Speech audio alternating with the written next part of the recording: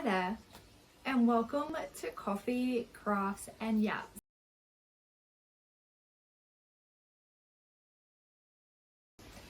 It's a space where I drink way too much coffee, I make things, I also yap way too much. This is my space where I'll welcome you to my craft room, where there is always a cup of coffee, probably cold somewhere. I have lived to drink cold coffee. My stitches are not straight. My tension is probably a mess, but you know what? She'll be right. It'll just block out, right? Well, that's what I tell myself anyway. I just wanted to do a quick introductory and a bit of a vibe check to see if I'm one of your people. So the reason why I started making things quite a few years ago is I had an awkward situation where I've gone to a party and I had the exact same outfit on as someone else, and from then on I didn't want that experience to happen again, and I wanted to make my own handmade wardrobe. But as a bit of a perfectionist, this was torture. I was always sewing something, it wasn't as I pictured, or I knit something and it just didn't look like I wanted it to look. So I spent a lot of time with my seam ripper, ripping things out, and honestly, I spent a lot of time frogging my knits. So I now see myself as a recovering perfectionist, where it is okay to use the good fabric, to use the good yarn, and if it's not 100% perfect but it's still wearable, I will wear that out. I don't care. The only people who know about the mistakes or why it didn't turn out is me. And if someone points out one of my knitting mistakes, then I'm sorry, they're looking a little bit too closely, and that's a bit creepy, right? Well, that's what I tell them if they ask.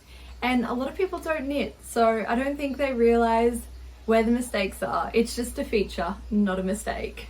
On my channel, I'll be discussing knitting, sewing, quilting, and maybe a few odds and ends here and there. I like to take a random craft class that will expand my skill. Last year I took or was it this year?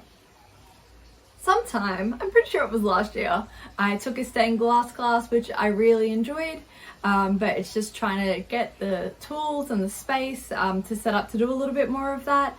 I'm still trying to find my stained glass grinder on Facebook Marketplace for a good price. If you see one, let me know.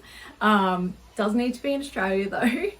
You will see that I have some grand plans. I always want to knit this, so that I want to quilt this. I want all my lounge chairs covered in quilts, but I really underestimate the time it's going to take for all this to happen. So you'll see lots of planning videos, you will see some completed projects, but I always am a bit of a dreamer and I have lots of big ideas. Sometimes I just struggle with bringing them to fruition. So a little bit about me. I live in regional Queensland, which is in Australia, with my husband, my two dogs, who I've nicknamed the Stinky Old Men. One of the Stinky Old Men may make an appearance. One is 10, he is a Great Dane cross that we got from a rescue, so just a big baby, and the other one is a 14-year-old American Staffy. Again, the stinkiest, but he is also a big baby. I also have a pet turtle, and I've got 4 chickens that I've named after the Kardashians, so they're nicknamed collectively the Kardashians. They are cute, they do have fluffy butts, reminds me of the Kardashians' BBLs, or in some cases where they're denying it, lack thereof. My turtle is very cute. We've had him for a very long time.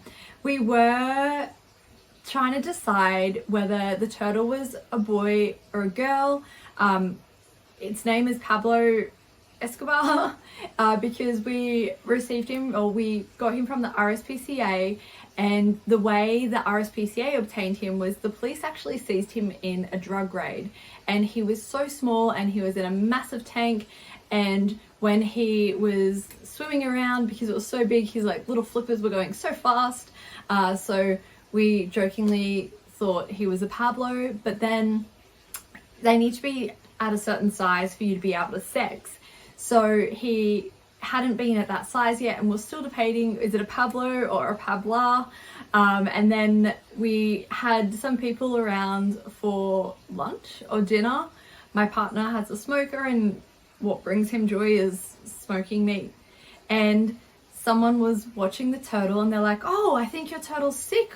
What is wrong with it? Something's coming out of it. It was a penis. My turtle was showing a group of people that Pablo is definitely a Pablo. That was an experience, and everyone learnt that what a turtle's penis looks like. So that, fun times. So my husband and I are really into gardening, sustainability, permaculture. It's why we do live in regional Queensland. It gives us a little bit of extra space. We spend a lot of time out there. It has a waterway that cuts through it. And when we first moved in, it was just full of weeds and God knows what, rubbish. And so we spent a lot of time removing the weeds and then revegetating it with plants that are endemic to the area. We built a whole heap of nesting boxes, and it's been really great to see the native birds come through seasonally, or some of them live here year round, and that's been giving us a lot of great joy. So if it interests you, potentially can do a bit of a garden tour. It does look messy at times, but it is what it is. And then we have our veggie patch where I try and grow all my fruit, veggies, well, the veggie patches for the veggies, but I also have an orchard, which is where the chickens live, in a house in the orchard. So we do try and grow a lot of our food there to make sure we are sustainable and we are lessening our impact on the environment. In saying that, you may notice that I may have less acquisitions than other YouTube channels, and it's just to, again, be mindful of my consumption and my family's consumption, and just making sure that we are engaging in some more environmentally friendly practices. I may not have as many finished items as other channels, so that comes back to the idea of sustainability and only making stuff that I'm going to use. But also I do work full-time, which takes up a lot of time, and I've also applied for and been accepted into a master's program, which I'm really excited about. I'm only doing it part-time, but they take up a lot of time. So sometimes I'll be knitting during lectures or just here and there when I can. So in saying that, it means I don't know how often I will be releasing podcasts. I might try and aim for monthly, but they may only be brief because I won't have much to show, but I might try and do a couple of project vlogs here and there, just to keep things interesting. So you may get some vids of me knitting along during my lectures, or on the bus is the other place I like to take my knitting. I really enjoy crafting. It is my downtime. It lets me get away from technology and allows me to unwind without feeling like I'm not achieving anything. So if this is your type of thing, please subscribe and come along and join me in my craft room. If you stayed here for this long, thank you so much. I hope you have a great day, night, week. Might be better because I don't know what time you're watching this, and I hope to see you again soon. Bye.